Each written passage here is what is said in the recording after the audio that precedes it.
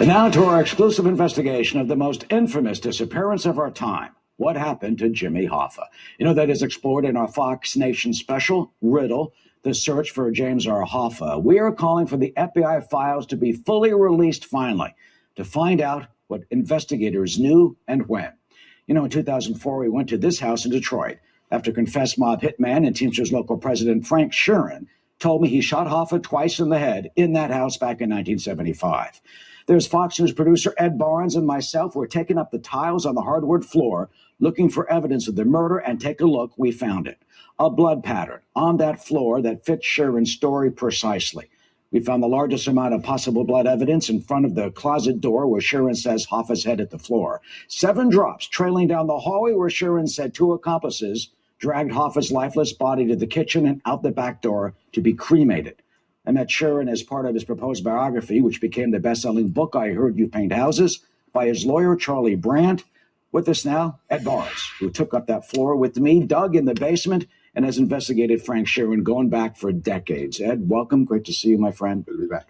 Should the FBI, should the government release all the files finally, unredacted, complete, and open so the public can see what happened? Yeah, there's a great deal of files, and there is no sort of one Hoffa file that we have to know. There's in New Jersey, there's a whole rooms full. We saw the room full that the Detroit FBI had before they took it back. There's in New York as well. There's ancillary cases around that if you put it all together, finally give us the story of what's almost the end of the mafia. Because what happens after Hoffa dies or disappears is the massive federal effort. That was the thing that coalesced all the law enforcement agencies to say this is too far.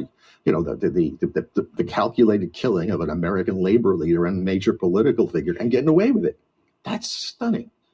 And that moved the country. It really was, in a sense, an iconic moment. The decline of the labor union power, Absolutely. The industrial might of America in many ways, in Detroit, although it's still a thriving community, right. Represented by that murder of Jimmy Hoffa. More than that, the Central States Pension Fund at that point was the largest amount of money ever accumulated. So it was the hopes and futures of the retirement and the economic well-being of working class. When Hoffa died, that went into the hands of the mob, and a lot of it disappeared. Now, when we went into the house in Detroit, for example, we found that blood evidence, the FBI did test 50 samples. Right. They came up with 28 samples were positive for blood. 2, they got DNA from 2 samples. One was incomplete. Another one matched an unknown male, so they did not match the blood of Jimmy Hoffa to what we found in the house. To you, does that disprove Frank Sheeran's story? No, I mean, it was unlikely you're going to get DNA match after that amount of time, too. And luminol does degrade some of the blood, so you can't. The point of using the luminol was basically saying, you know, there have been so many cases where the FBI has gone out and tried to dig up a body of Hoffa and things like that, but this at least gave us the circumstantial evidence. It matched his story completely. We were probably going to get more than that. And it convinced me and you and that the story the Sheeran was telling at that point had a great deal of credibility. Luminol finds the evidence of blood, which we did find in the house. And we're calling in the FBI not just to release the files, but to retest the floorboards that we found. Now, in terms of a theory of why he was murdered, for years it's always been, well, he wanted to regain the Teamsters presidency. Right. Frank Fitzsimmons was in the presidency and had a good deal with the mafia and the mob. Right. But you have found years ago, this is it. This is right. This news. Sorry to age you, but this is a 40 years ago. Ed wrote this exclusive for the Patterson morning newspaper, the Morning News. The Doctor and the Mob. What is this new theory that has nothing to do with him wanting to regain the Teamsters presidency, but it has to do with money? It absolutely does. One of the things you have to understand that for the mob, having a casino in Vegas was recreate what they had in Havana, which was the golden age of the mob, and Tony Provenzano, and I think a good number of other organized crime figures in New York were going, why aren't we on the Vegas Strip? So Gabe Bergoglio's partner, right, buys. I'll tell you the reason this really works. Mm-hmm. The day when they were killing Hoffa, Bergoglio's partner is actually buying this 9.3 acres next to the dunes on the Strip in Vegas.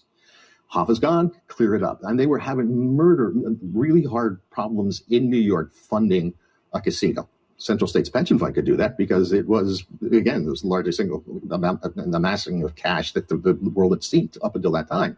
So yes, Bergoglio, we know he's there at the scene.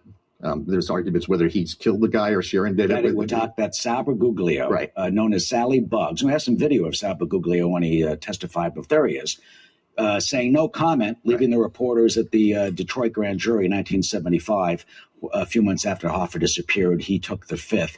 He and his brother Gabe were Genevieve's crime family associates, so said. Right. And then Sally Bugs was shot to death on Mulberry Street in Manhattan 3 years later. Your theory is that his boss, Tony Provenzano, Tony Pro, he and Hoffa had a fist fight in prison. The fist fight and the beef and the meeting was not about regaining the Teamsters presidency, but the fact that Hoffa wouldn't loan money to fund the Provenzano casino. Yeah, because the Provenzano was going all around New York trying to find, he went to the local 282 pension fund out in Long Island. And they gave him $50 million, 38% of the workers' pension. And the federal government stopped in and blocked that. So they were getting blocked almost everywhere for the things. At that point in New Jersey, too, there were so many corrupt banks the first money to buy the lot in Vegas came in a shoebox from Juliana to the Bank of Chatham, which was basically a mob hostage bank, and then laundered and used for the down payment for that land. All right, and again, partnership. Bergoglio is partners with the guy that's buying the strips property. So then by the way, Bank of Chatham, I don't even know if the Bank of Chatham still exists. They're not here to roof. Who doesn't? Okay, so there's that. Right. So they have this meeting in that house, supposedly in Detroit. Right. And the meeting was to settle the money over this casino that Provenzano wanted to build and that Hoffa refused to fund. Hoffa basically doing the right thing. It was a reconciliation meeting between Hoffa and Provenzano. And they walk into that house, and there it is, totally empty. And Jimmy Hoffa realizes no one is there. So when he turns around, leaves, Sharon says he shot him in the back of the head. Right. Well, yeah, Hoffa knew when he looked up and saw Bergoglio there instead of Provenzano, knew he was dead. What should happen in this case finally? How do we finally get... Well, again, for historical reasons, just let us, let's figure out who did what. I mean, I like the doctor. After this story, he was indicted, pled guilty, and he was a doctor who was the front man. Yes, yeah, he was the front man, and came back out and went on to become chief of surgery at Valley Hospital.